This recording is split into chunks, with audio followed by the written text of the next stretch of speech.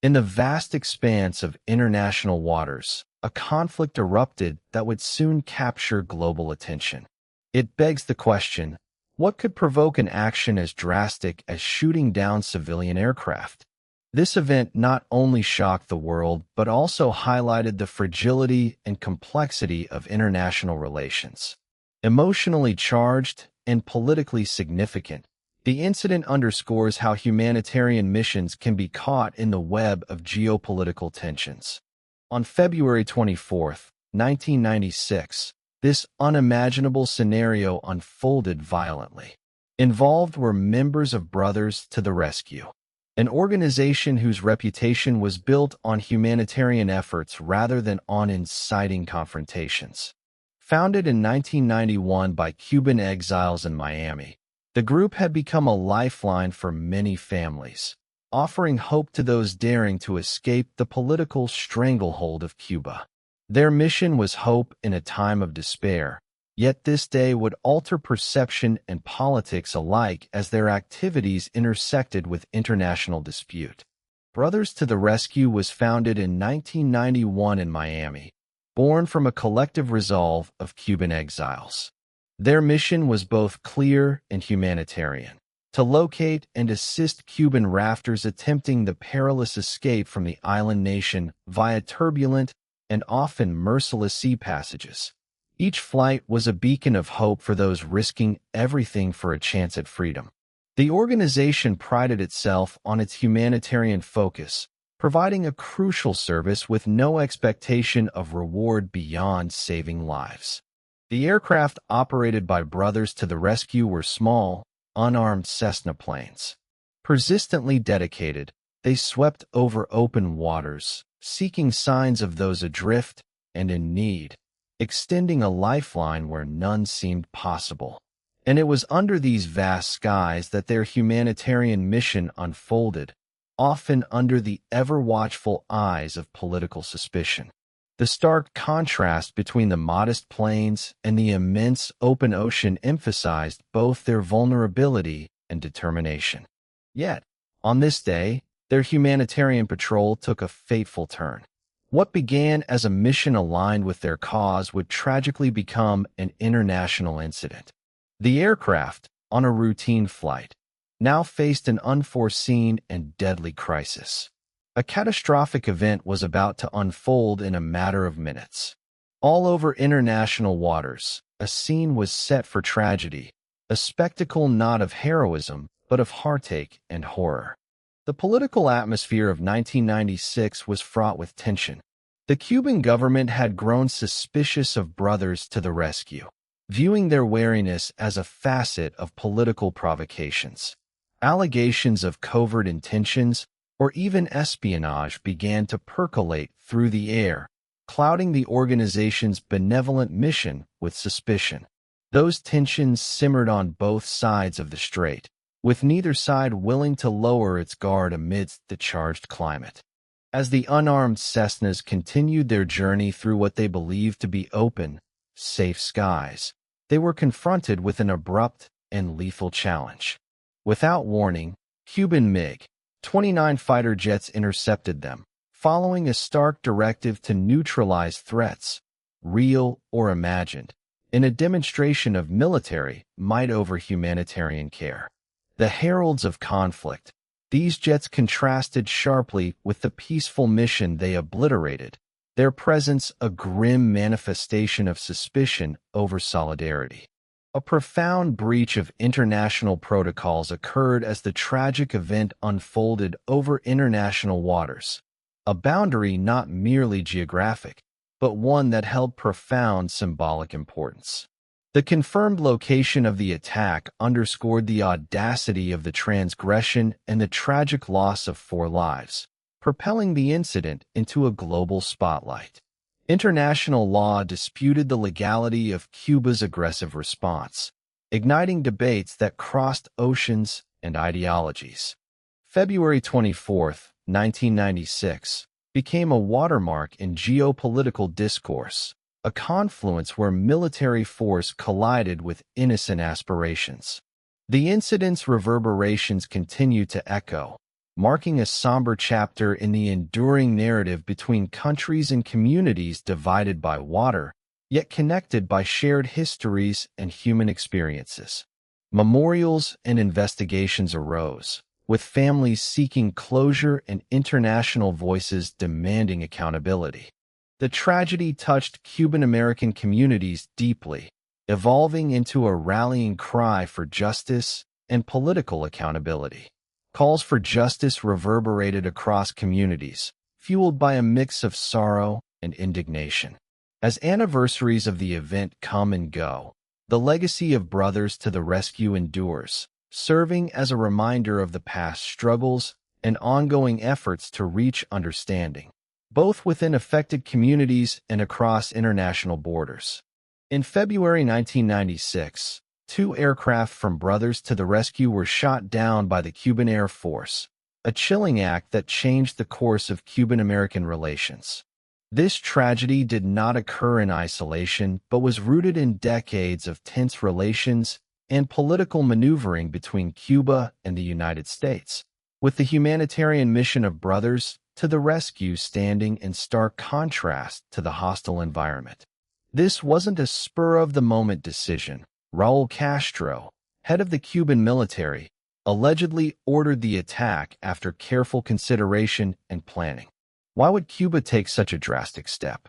Historical tensions between Cuba and the United States set the stage for this event, with the humanitarian mission raising suspicion in the Cuban government. Historically, the Cuban government harbored deep wariness towards U.S.-backed organizations, especially those operating near its borders, fearing they might be fronts for political intervention or intelligence-gathering operations. The long-standing distrust between the two nations set a tone of heightened vigilance and suspicion, particularly concerning activities perceived by the Cuban authorities as potentially threatening. According to several credible sources, Cuban intelligence had meticulously infiltrated Brothers to the Rescue well before the tragic attack took place. This effort underscored a broader strategy by the Cuban government to maintain tight control over activities perceived as challenges to its authority. Spies positioned within the organization relayed critical flight information back to Havana. Their presence was not immediately obvious. They blended seamlessly into the community, attending gatherings and building trust, making their task of gathering sensitive information all the more effective. From social events within the Cuban exile community in Florida to joining meetings of Brothers to the Rescue, these operatives navigated their environment with precision, ensuring a steady flow of information to their handlers in Havana. This intelligence network was not only robust, but methodically entrenched within Florida's Cuban exile community, a testament to the resources and patience Havana invested into espionage activities. These spies played a key role in informing the Cuban government of the flight paths and intentions of the civilian aircraft. The information was used strategically by the Cuban military to justify the shootdown as a necessary defense move, underlining Cuba's narrative of self-defense against provocation. The Cuban rationale drew on historical precedents. Past incursions into Cuban airspace by exile aircraft had been perceived as provocations demanding a firm response. For the Cuban regime, these incidents stoked fears of an American invasion or sabotage, reminiscent of the Bay of Pigs invasion and other Cold War skirmishes. The Cuban government's official narrative emphasized this defensive stance, citing previous instances where U.S.-aligned groups allegedly breached Cuban territorial lines, perpetuating a climate of tension and urgency in Havana. This framing was essential for maintaining domestic support and justifying the military's harsh response to its citizens. The heart of the debate is the contention over airspace boundaries at the time of the attack. While Brothers to the Rescue claimed their planes were firmly within international airspace, Cuba asserted they briefly entered Cuban airspace. This remains a point of contention today, reflecting broader geopolitical disagreements. Maps of the flight path present differing interpretations, fueling ongoing debates among international law experts and the victims' families.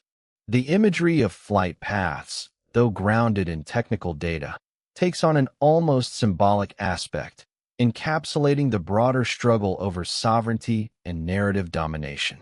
This contention over airspace demarcation is more than a technicality.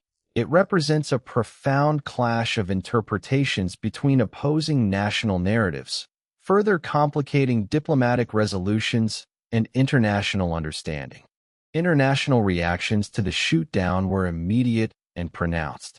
The United States, interpreting the attack as a flagrant violation of international law, condemned Cuba's actions as reckless. The incident was framed as a direct assault on norms of international diplomacy, particularly laws protecting civilian aircraft on humanitarian missions.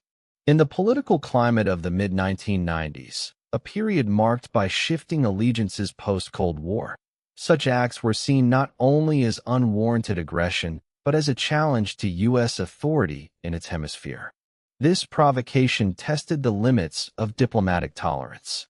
Across various international forums, the incident reverberated, triggering in-depth discussions on airspace sovereignty, humanitarian protection, and the complex nature of international law enforcement, placing increased pressure on the U.S. to respond decisively while maintaining its lead as a global enforcer of peace and diplomatic norms.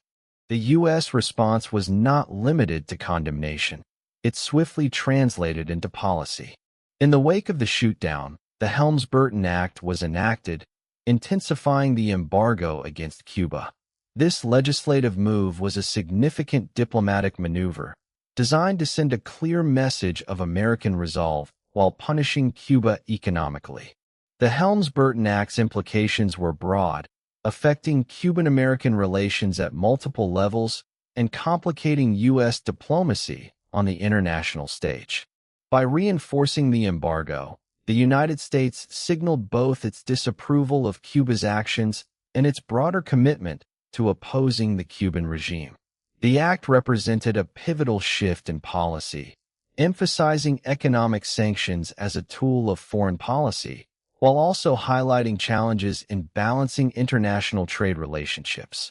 The enactment of Helms-Burton posed logistical and ethical questions for international companies and foreign governments with vested interests in Cuba, symbolizing the far-reaching impact of the shootdown. The Helms-Burton Act's enactment was a watershed moment, solidifying restrictions on business engagements with Cuba and influencing international companies and foreign governments with economic interests in Havana. It underscored the United States' hardline stance against the Castro regime, becoming a focal point for debates over sovereignty and global economic policy. As international debate over trade and sanctions intensified, the act spurred a series of diplomatic consequences, reshaping perceptions and alliances in U.S. foreign policy across the region. This law continues to function as a cornerstone of American economic strategy towards Cuba. The long-term impacts reverberate across international relations, as it becomes a case study in how critical moments in global politics can redefine alliances, legislative frameworks, and economic landscapes. In the mid-1990s, as tensions between the United States and Cuba simmered under the surface, the situation rapidly escalated to a critical juncture in 1996 when two civilian aircraft belonging to Brothers to the Rescue were shot down by the Cuban Air Force. This dramatic and tragic event not only highlighted the humanitarian aspect of Brothers to the Rescue's mission, which was primarily focused on saving Cuban rafters risking their lives to flee to the U.S., but also reflected a deeper geopolitical struggle between the two neighboring nations. The Cuban government justified its actions by alleging that the planes had violated their sovereign airspace, posing a direct threat to their security. However, this justification stood on shaky ground, as the international community quickly raised questions about Cuba's adherence to necessary protocols. Brothers to the Rescue, an organization founded in 1991, rapidly rose to prominence during the early 1990s due to their humanitarian mission aimed at aiding Cuban rafters, often referred to as balseros. These courageous individuals attempted perilous journeys across the Florida Straits, hoping to reach American shores and secure a future free from the political repression of Cuba. While the group's planes generally stayed within international airspace, their proximity to Cuban territorial zones was a source of increasing tension. The Cuban government viewed these missions with hostility, perceiving them not as humanitarian efforts, but as part of a larger, more sinister U.S. strategy to provoke and destabilize the Cuban state. This conflicting perception compounded the complexity of their operations, thrusting them into the heart of an international geopolitical conflict. The Cuban government issued multiple warnings to brothers to the rescue prior to the shootdown, declaring that perceived violations of its airspace would be met with decisive force. These warnings were not merely rhetorical. They were articulated in various diplomatic correspondences and public statements. Cuban representatives took their arguments to international forums, aiming to frame their actions as self-defense against mounting U.S. provocations. Despite these proclamations, the precise determination of airspace boundaries and the nature of warnings given at the time remains controversial. The lack of transparency in international airspace management amplifies the complexities involved in handling such transborder conflicts legally and diplomatically. International flight protocols are typically structured to minimize conflicts and ensure the safe navigation of aircraft above national borders. The standardized procedure involves a series of escalation steps, beginning with verbal warnings, followed by visual signals, and finally, as an absolute last resort, the interception to physically guide unauthorized aircraft away from restricted zones.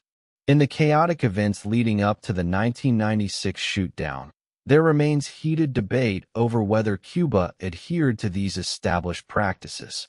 Survivor testimonials, radio transmissions, and available flight recordings provide some insights, yet significant gaps persist, underscoring urgent calls from the international community for clearer and more consistent regulations regarding the management of airspace violations.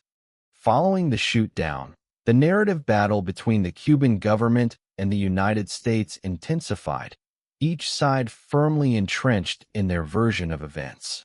Cuba insisted that the planes ignored numerous warnings and had entered prohibited airspace, justifying the engagement according to their national security protocols. On the American side, assertions were made that the downed aircraft were abiding by international airspace regulations, rendering the Cuban actions as an act of unprovoked aggression. This dichotomy of perspectives did not just remain a bilateral disagreement, but extended into broader international diplomatic spheres where the legitimacy and implications of each side's actions were hotly contested, dissected, and debated. The immediate aftermath of the shootdown incident saw the escalation of a high-stakes diplomatic conflict. The U.S. government swiftly condemned the Cuban actions as flagrant violations of international law, prompting a forceful legislative response which saw the passing of the Helms-Burton Act. This act significantly tightened the existing embargo on Cuba, symbolizing a marked shift in U.S. policy against Castro's regime and conveying a staunch message of accountability to the international community. This incident underscored the fragility of U.S.-Cuban relations and demonstrated the degree to which international incidents could influence domestic policy changes. Opinions on the effectiveness and appropriateness of the U.S. response to the 1996 shootdown were sharply divided across political and public lines. For some analysts and political commentators, the enactment of sanctions and the Helms-Burton Act demonstrated a necessary and robust commitment to upholding international law and providing justice for the affected families. Yet, critics argued that the complexities of the response, characterized by initial delays, reflected a hesitance and missed opportunity for a more impactful resolution. This internal division highlighted the broader challenges faced by the U.S. administration in striking a balance between swift justice and diplomatic prudence, a dynamic that continues to influence the handling of future airspace violations. The repercussions of the 1996 shootdown continue to resonate as a symbol of the volatile and often contentious pathway of U.S.-Cuban relations. Besides sparking a global conversation on the importance of adhering to airspace regulations, the incident reignited discussions around justice, accountability, and the complexities of diplomacy. It served as a poignant reminder of how fragile peace is and how quickly it can be shattered by missteps in communication and policy. Today, as nations navigate the intricate web of geopolitical conflicts, reflecting on this episode challenges them to strike the delicate balance between sovereignty, human rights, and the essential need for cooperative international governance. In the wake of the shootdown by Cuban forces, the immediate response from the Clinton administration was notably cautious. Initial actions were measured as the U.S. government assessed the situation. This perceived delay sparked criticism amidst mounting international pressure. The cautious stance was reflective of the complexity of the multiple interests at play, not just those of the U.S., but other nations watching closely also. Understanding the administration's early hesitance requires examining the complexity of international law and diplomacy. The incident involved diverse stakeholders, from international aviation authorities scrutinizing fly zones to human rights organizations advocating for justice. The fact that these planes were allegedly warned before being shot down, despite being in international airspace, adds a layer of diplomatic tension and legal scrutiny. Pressure mounted as media and political opponents questioned the lack of immediate retaliatory measures.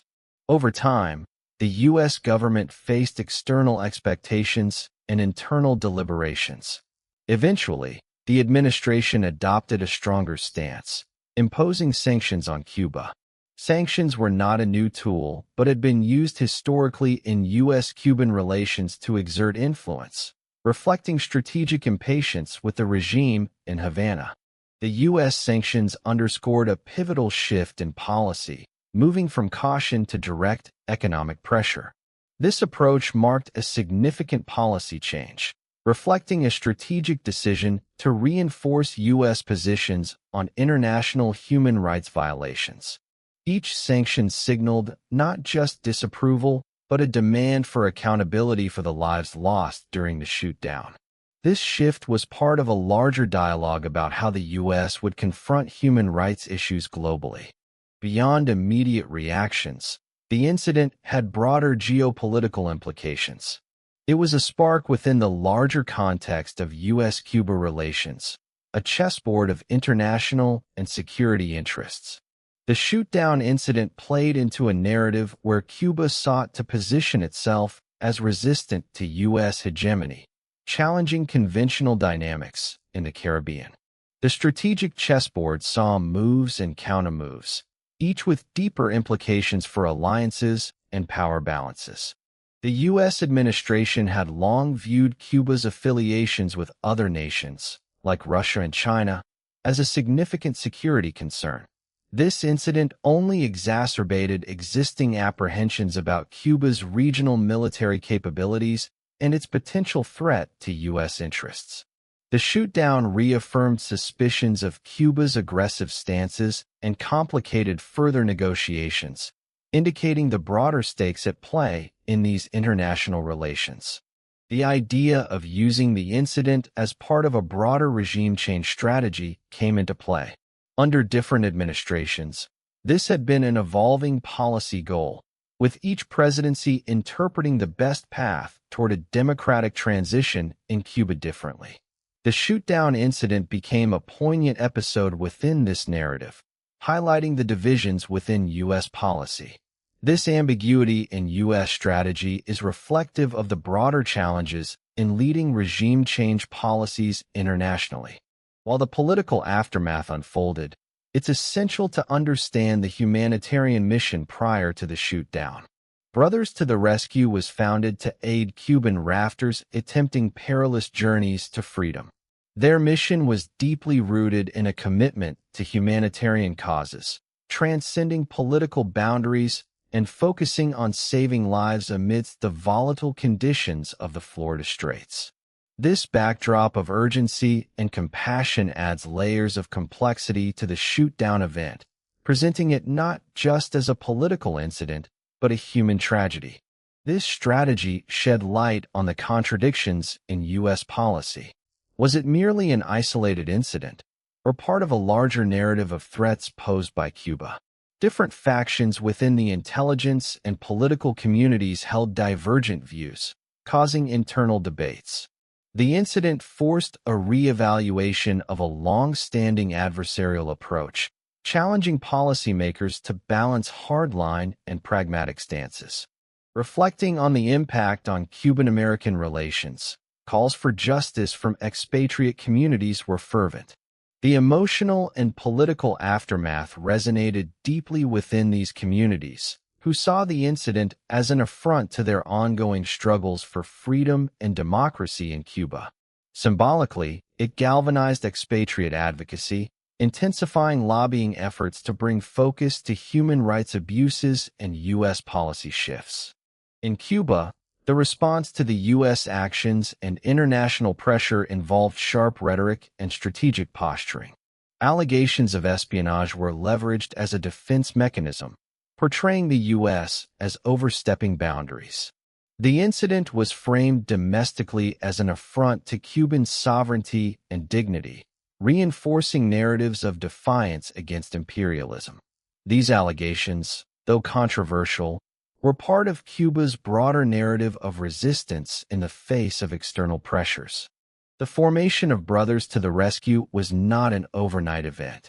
Driven by a deep sense of solidarity and compassion, the organization emerged in response to the humanitarian crises faced by Cuban migrants striving for freedom in the United States.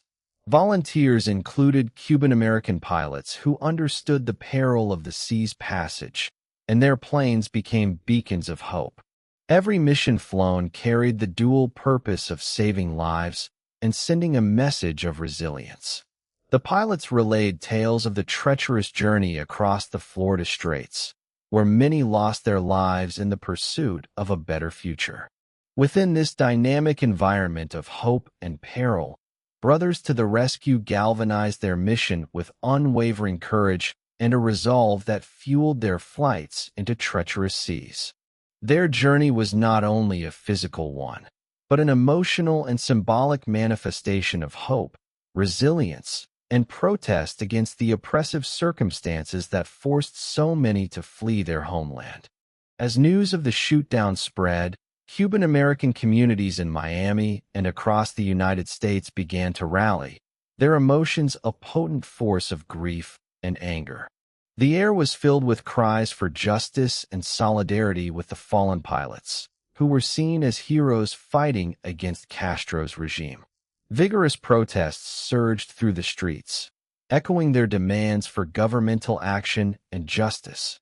The streets of Little Havana turned into vibrant platforms of expression where communal pain was etched into powerful visual displays of unity. This mobilization marked a significant point of reevaluating the connections between homeland memories and future aspirations of the Cuban diaspora in the U.S. generations intertwined in a renewed fervor for justice, drawing on ancestral memories and the ever-present wounds inflicted by political exile. For many, this incident was a poignant reminder of the fraught relationship between Cuba and the United States. The Cuban-American community, with deep ties and personal histories linked to the island, amplified their calls for accountability. This emotional wave influenced U.S. policy by pressing the government to take a stronger stance against Cuba. Numerous rallies were marked not just by emotional speeches, but by strategic meetings designed to influence policy through legal and diplomatic channels. Gatherings in community centers buzzed with discussions on how best to harness the collective power of the diaspora to instigate change, setting the stage for a wider political confrontation. The scene mirrored a historic call to action, reminiscent of past movements where diaspora communities shaped political landscapes beyond borders. The shootdown also raised immediate questions regarding international law and protocol. Experts debated the legality of Cuba's actions and their failure to follow established protocols for intercepting civilian aircraft. This confrontation demonstrated how quickly geopolitical tensions can escalate into tragic consequences, with legal and ethical lines blurred by national interests and security concerns.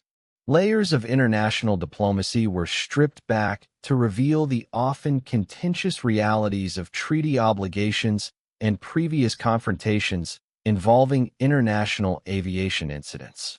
Lawyers and diplomats, with briefings in hand, navigated the corridors of global power, dissecting the intricacies of international law, uncovering ambiguities, and wrestling with the realpolitik implications of sovereign actions. Politicians couldn't ignore the outcry. Cuban-American representatives and allies in Congress amplified their voices, pushing for a political response that reinforced previously existing tensions and justified further sanctions against Cuba. This political pressure highlighted the influence of expatriate communities in shaping foreign policy. Meanwhile, discussions in Washington underscored the need for a measured yet firm response to Cuba's actions, illustrating the complex dynamics within U.S. foreign policy decision-making processes. Roundtable discussions revealed internal debates on balancing human rights with strategic interests. The cacophony of voices in legislative chambers reflected the intricate dance of diplomacy, where each decision weighed heavily within the context of an enduring international struggle. Amid this intense reaction, one question loomed large. What drove Raúl Castro's decision to authorize such a dangerous act? To understand, we must delve into the internal workings and pressures within Cuba itself, exploring espionage and strategies that might have influenced this fateful decision. The island nation, isolated and embattled, faced continuous pressure from its northern neighbor. Secretive networks worked tirelessly within Cuba to gather intelligence, paralleled by Cuban operatives in the U.S. carefully monitoring flows of information. Through the lens of espionage, the shootdown is re-evaluated as a calculated act within a broader narrative of endurance against perceived foreign threats, both historical and immediate, serving as a strategy to assert power against an overwhelming adversary. Cuba faced its own set of challenges: intense geopolitical tension, internal distrust, and the ever-present fear of U.S. intervention. Espionage became a tool not just for gathering information, but as a defensive strategy against perceived imperialist threats. Raúl Castro, driven by this imperiled mindset, factored these elements into his decision-making process. The ongoing espionage activities, rather than being singularly aggressive, were primarily defensive, aimed at preserving the regime.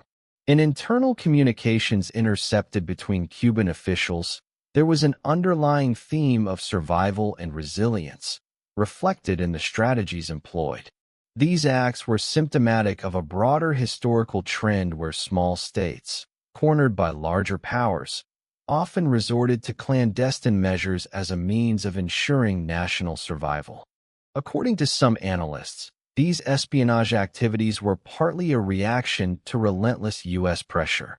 As a small nation under siege, Cuba took drastic measures to safeguard its sovereignty.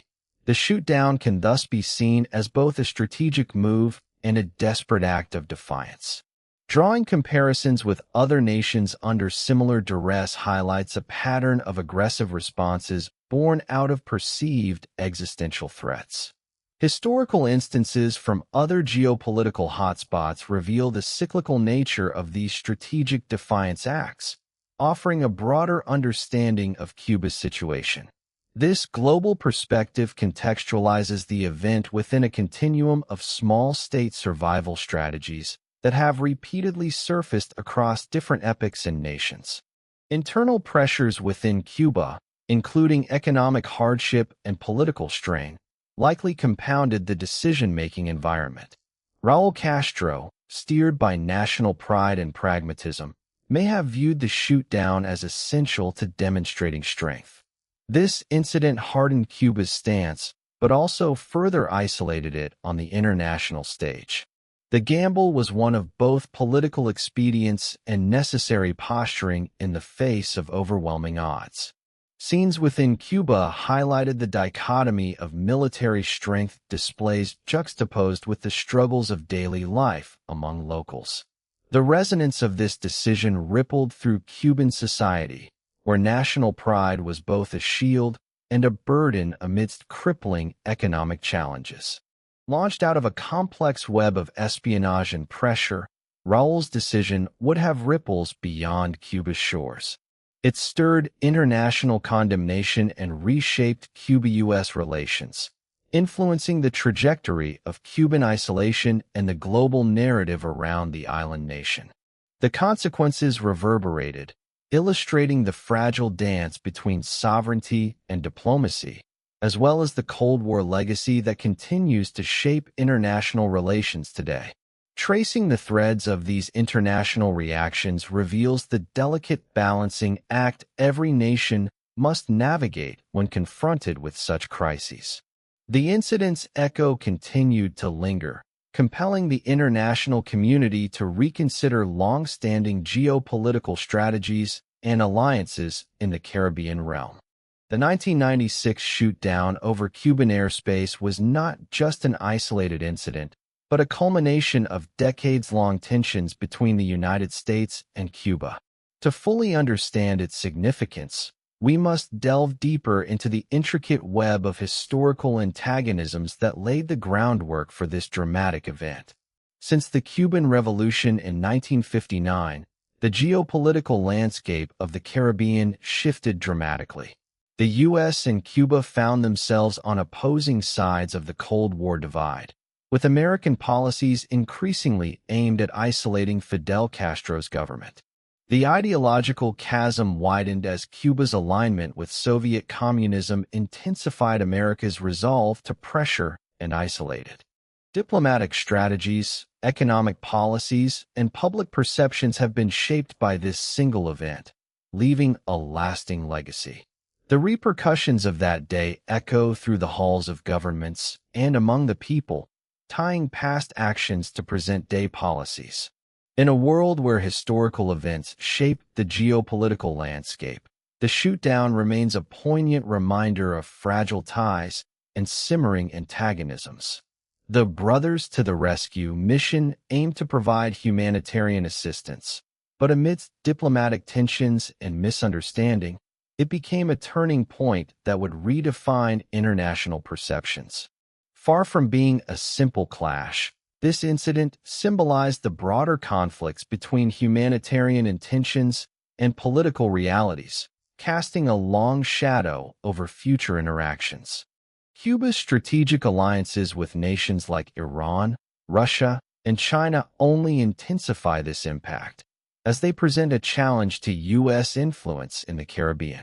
This tightrope walk of geopolitics highlights Cuba's efforts to assert its independence and sustain its economy amidst American embargoes. By aligning with these global powers, Cuba not only secures economic and military support, but also fortifies its stance against U.S. pressures. Geopolitically, this stance enhances Cuba's profile as a pivotal player in the Caribbean, often at odds with American interests.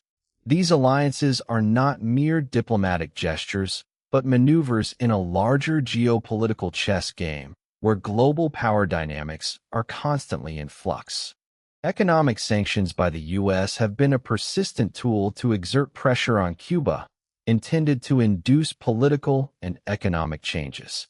However, these sanctions have been met with mixed responses, both internationally and within Cuba itself.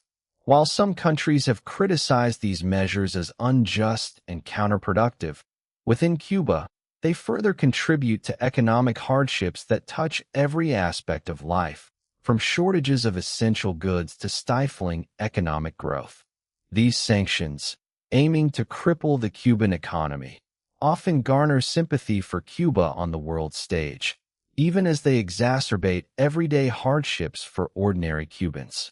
Essential goods become scarce, inflation rises, and the burden falls heavily on the shoulders of those with the least power to change their circumstances. For many Cubans, the repercussions of U.S. policies extend beyond political rhetoric. They affect day-to-day life, from the availability of goods to economic stability. The public sentiment is varied, with some supporting government resilience and others desiring more change.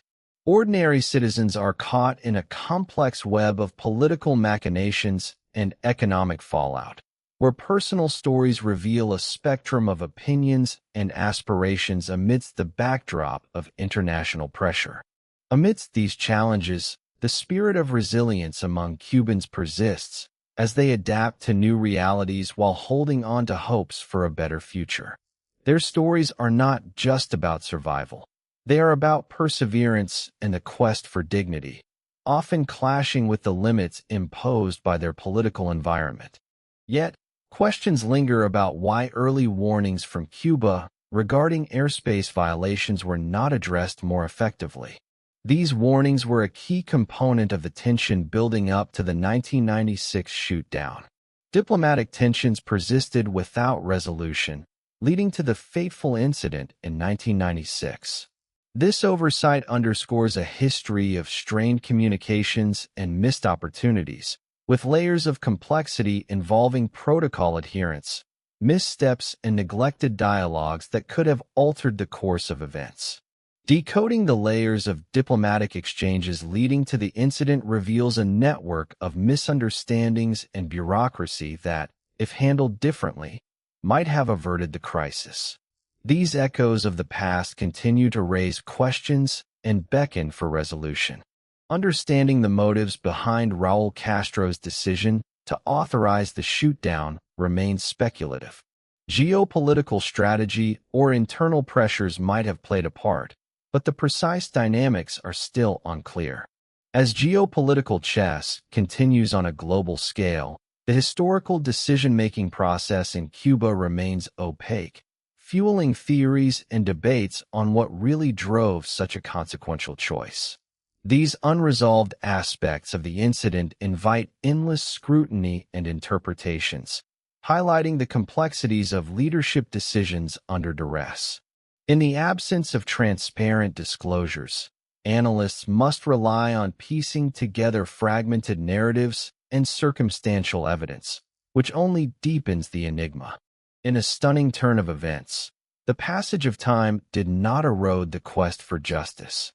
30 years following the tragic shooting down of brothers to the rescue aircraft, the world witnessed a significant development. On May 20, 2026, the United States Department of Justice unsealed an indictment against Raúl Castro. This marked a pivotal change, prompted by new political will during the Trump administration, which took a firm stance on national security issues, signaling a new era in the fight for justice. The indictment charged Raúl Castro with orchestrating the murder of 4 individuals on February 24, 1996. According to court documents, the charges stemmed from Castro's direct order to the Cuban Air Force to shoot down 2 unarmed civilian aircraft. This premeditated act was facilitated by a deliberate and extensive intelligence operation within the organization itself, untangled after decades of silence. Raúl Castro remains at large, residing in Cuba, raising critical questions regarding the possibility of ever bringing him to trial. This situation underscores the complexities of international law enforcement and questions the practical implications of the indictment.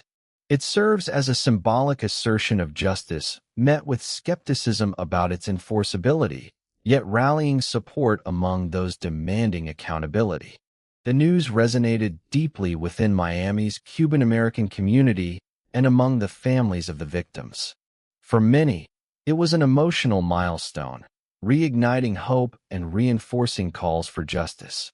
However, Cuban officials responded with vehement denials and accusations of political posturing by the U.S., intensifying the diplomatic standoff.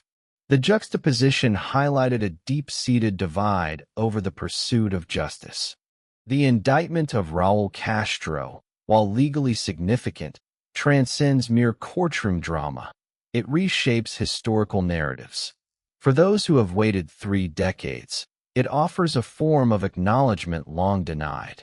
Symbolically, it reflects an unwavering dedication to uphold justice against the tides of political and diplomatic complexities, marking a poignant chapter in the ongoing struggle for moral clarity and closure.